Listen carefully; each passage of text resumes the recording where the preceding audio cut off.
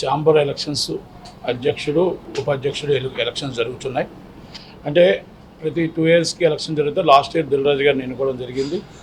అలాగే vice president మన రామదాస్ గారిని ఎన్నుకోవడం జరిగింది. అయితే ఈసారి డిస్ట్రిబ్యూటర్ సెక్టార్ వచ్చింది. డిస్ట్రిబ్యూటర్ సెక్టార్కి ఎవ్రీ ఇయర్ ప్రెసిడెంట్ మారుతారు కాబట్టి ఈసారి మనకి లాస్ట్ టైం ప్రొడ్యూసర్ వంతు వచ్చింది, ఇప్పుడు డిస్ట్రిబ్యూటర్ సెక్టార్కి వచ్చింది. కాబట్టి ఆ డిస్ట్రిబ్యూటర్ సెక్టార్లో ఇప్పుడు ఎలక్షన్స్ నడుస్తున్నాయి. ఎలక్షన్స్లో ఇప్పుడు మీటింగ్ అవుతుంది. 48 మంది ఓటింగ్ ఉంటారు. 48 మందిలో 16 మంది ఎగ్జిబ్యూటర్సు, 4 స్టూడియో సెక్టారు, 12 మంది డిస్ట్రిబ్యూటర్సు, మొత్తం టోటల్గా 48 మెంబర్స్ ఉంటారు. Exhibitors and distributors and producers 12 మంది, 48 మంది మొత్తం ఉంటారు. అంటే సెక్టార్ చైర్మన్ 4 ఉంటారు. మొత్తం 48 మంది ఉంటారు. ఈ 48 మంది ఓటింగ్ పాల్గొంటారు. వాళ్ళు ఎవరు 25 మంది వస్తే వాళ్ళకి గెలుపుగా డిక్లేర్ చేస్తారు. ఇది ప్రొసీడింగ్ ఆపేస్తారు. ఎలక్షన్ నడుపుతుంది దుర్గాప్రసాద్ గారు, అడ్వకేట్ దుర్గాప్రసాద్ గారు నడుపుతున్నారు. ఎప్పటి నుంచో మాకు పైన ఛాంబర్ కానీ కౌన్సిల్ కానీ ఆయన నడుపుతున్నారు. కనుక ఎవరు గెలిచినా ఛాంబర్ అభివృద్ధి కోసమే.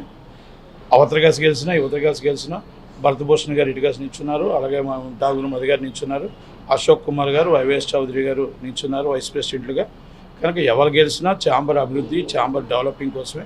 దిల్రాజు గారు లాస్ట్ టైం గెలిచారు. ఓకే, 12 months ఉంది. ఆ 12 monthsలో ఏం చేయగలుగుతారో అంత మ్యాక్సిమం ఆయన ఏం చేయగలుగుతారో అది చేశారు.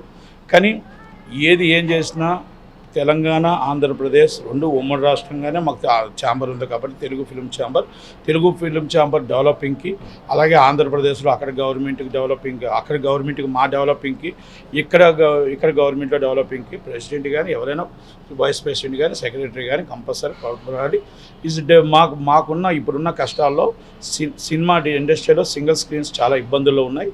సినిమాలు అనేది తక్కువ రావడం, పాన్ ఇండియా అయిపోవడం వల్ల, ఆ పాన్ ఇండియా వల్ల రన్నింగ్ రావట్లేదు. కానీ 1 week 2 weeks ఆడుతూ ఇబ్బంది పడుతుంది మాత్రం వాస్తవం. ఎగ్జిబ్యూటర్స్ ఇబ్బంది పడుతున్నారు, ఇది వాస్తవం, ఒప్పుకోక తప్పదు.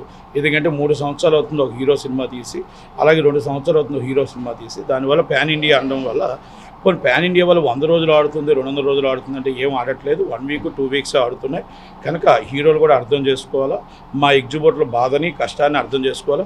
థియేటర్ నడపడం అనేది గగనం అయిపోతుంది. కనుక ఎగ్జిబ్యూటర్కి తోడుండాలి అంటే సినిమాలు అనేది వారానికి 3 సినిమాలు రాగలిగితే, 2 సినిమాలు రాగలిగితేనే ఫ్లోటింగ్ ఉండి సింగిల్ స్క్రీన్స్ కానీ మల్టీప్లెక్స్లు కానీ నిలబడతాయి. సినిమా ఇండస్ట్రీలో ఎగ్జిబ్యూటర్ నిలబడితే డిస్ట్రిబ్యూటర్ నిలబడితే ప్రొడ్యూసర్. కనుక వీళ్ళందరూ నిలబడాలి అంటే ఛాంబర్ అభివృద్ధి చెందాలి. ఛాంబర్ నుంచి సరైన నాయకత్వం ఉండాలి. ఆ నాయకత్వానికి పోటీ పడుతుంది. కాబట్టి ఈ సంవత్సరంలో ఇండస్ట్రీని కాపాడటానికి 2 రాష్ట్రాలకి, మనకు ఆంధ్రప్రదేశ్లో షూటింగ్స్ అవ్వాలి, ఇక్కడ షూటింగ్స్ అవ్వాలి, 2 డెవలపింగ్ అవ్వాలి అంటే ఈ chamber president and vice president and secretaries అందరూ కూడా కీలకం. అ బాస్ ఏదైతే ఉందో ఫిలిం ఛాంబర్ ఆఫ్ కామర్స్ ఏదైతే ఉందో ద ఫైనల్. ఎందుకంటే 24 క్రాఫ్ట్స్కి కూడా ఫిలిం ఛాంబర్ ఆఫ్ కామర్స్ నుంచే రిప్రజెంటేషన్ ఉంటుంది. ఎందుకంటే government recognized body film chamber of commerce, Telugu film chamber of commerce.